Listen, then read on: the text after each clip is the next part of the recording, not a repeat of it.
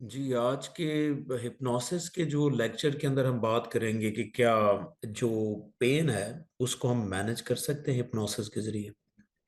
बड़ा important concept है। जी, hypnosis के जरिए आप पेन को मैनेज कर सकते हैं। पेन चाहे फिजियोलॉजिकल पेन हो, फिजिकल पेन हो, साइकोलॉजिकल पेन हो। देखिए, साइकोलॉजिकल पेन भी होती है। अगर आपने थोड़ा सा आपको आइडिया हो कि एक साइकोजेनिक पेन होती है, माइग्रेन होती है फिजियोलॉजिकल पेन में, फिजिकल पेन में, या स्ट्रेस की पेन है। ठीक है, तो चाहे वो हेडेक हो, चाहे किसी बॉडी के और हिस्से में पेन हो, तो हिप्नोसिस से आप पेन को मैनेज कर सकते हैं।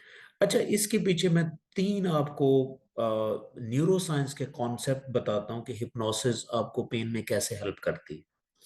देखें, पहला कॉन्सेप्ट ये है कि हिप्नोसिस के जरिए जब आप किसी को हिप्नोटाइज करते हैं या कोई बंदा हिप्नोटिक स्टेट में होता है, तो ब्रेन के अंदर कई एरियाज ऐसे होते हैं जिनकी एक्टिविटी अल्टर हो जाती, चेंज हो जाती, और स्पेशली वो ब्रेन एरियाज की एक्टिविटी अल्टर होती जो पेन में डायरेक्टली इनडायरेक्टली पेन प्रोसेसिंग में इन्वॉल्व होते हैं। अब वो ब्रेन एरिया जो मैं आपको बताऊं, वो तीन इंपॉर्टेंट ब्रेन एरियाज हैं, जिसमें एक थैलमस है। एक बड़ा इंपॉर्टेंट ब्रेन एरिया होता है जो मिड ब्रेन एरिया के अंदर, एक थैलमस है, एक अमेगडाला है, और एक प्री फ्रंटल कॉर्टेक्स है। ये तीन ब्रेन एरियाज जो है वो बहुत इंपॉर्टेंट है। अब जब भी आप हिप्नोटिक स्टेट में होते हैं या सबकॉन्शियस माइंड के अंदर होते हैं, ये तीन ब्रेन एरियाज जो पेन को प्रोसेस कर रहे होते हैं, इनकी एक्टिविटी कम हो जाती।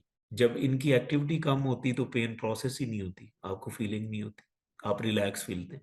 क्यों?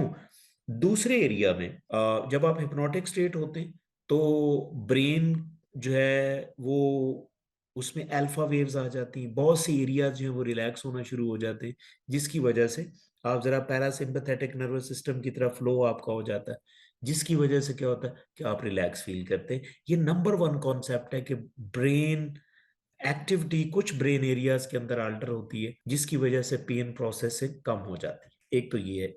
दूसरा इंपॉर्टेंट कॉन्सेप्ट ये है कि जब आप किसी को हिप्नोटाइज करते हैं या कोई हिप्नोटिक स्टेट के अंदर होता है, तो खास किस्म के न्यूरोकेमिकल, यानी कि जिसे हम न्यूरोट्रांसमीटर भी कहते हैं, वो रिलीज होते हैं, और जिसमें इंपॉर्टेंट जो न्यूरोट्रांसमीटर है उनको हम एंडोर्फिन्स कहते हैं। आपकी बॉडी के अंदर जो नेचुरल पेन किलर होते हैं ना, उनको हम एंडोर्फिन कहते हैं। और जब भी आप हिप्नोटिक स्टेट में होते हैं, एंडोर्फिन जो है वो रिलीज होना शुरू हो जाते हैं। एंडोर्फिन रिलीज होते हैं तो आपको कम पेन फील होती, ठीक है। डिपेंड करता है, ये पर्सन टू पर्सन वेरी भी करता है, क्योंकि एंडोर्फिन का लिंक कुछ फूड के साथ भी होता है कि आप एक खास किस्म की फूड खाते हैं तो एंडोर्फिन जो है वो उनकी प्रोडक्शन ज्यादा होती है। तो लेकिन ओवरऑल जब भी आप रिलैक्स होते हैं तो एंडोर्फिन जो है वो सिक्रीट होते हैं, और स्पेशली हिप्नोटिक स्टेट में भी होते हैं, तो आपको पेन कम फील होता है। एक तो ये तरीका। तीसरा जो इंपॉर्टेंट कॉन्सेप्ट है न्यूरो साइंसेज में, जो कॉन्सेप्ट है कि हिप्नोसिस जो है वो पेन को कैसे कम करता है, वो मैं आपको एक एक मॉडल से एक्सप्लेन करता हूं कि आपने सुना होगा कि माइंड और बॉडी का आपस में कनेक्शन है। यानी कि if something is happening in the body, it is also happening in the brain, और समटाइम अगर आप वो ब्रेन में हो रही तो बॉडी में हो रही। तो स्पेशली जब आप हिप्नोसिस करते हैं, तो हिप्नोसिस का तल्लक माइंड्स के साथ होता है।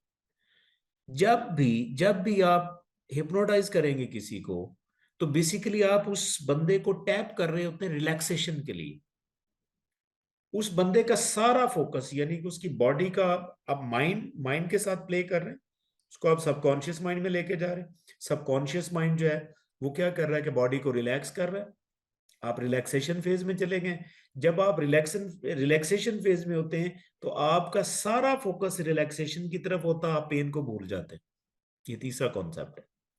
तो अगर आप पेन को मैनेज, हाँ, इसकी डिफरेंट स्ट्रैटेजीज हैं, टेक्निक्स हैं। आपको पेन हो रही है, माइग्रेन हो रही है, तो उसको कैसे हिप्नोटाइज करके उसकी कैसे पेन को कम करना है, एक अलहदा चैप्टर है। इसको हम अलहदा कई लेक्चर्स में हम इसको इंशाल्लाह डिस्कस करेंगे कि हमने उसको जब हिप्नोटाइज कर लेना, तो पेन के हवाले से उसको सजेशंस कैसे देने हैं, ठीक है, कमांड कैसे देनी क्लाइंट को कि उसकी पेन कम हो जाए।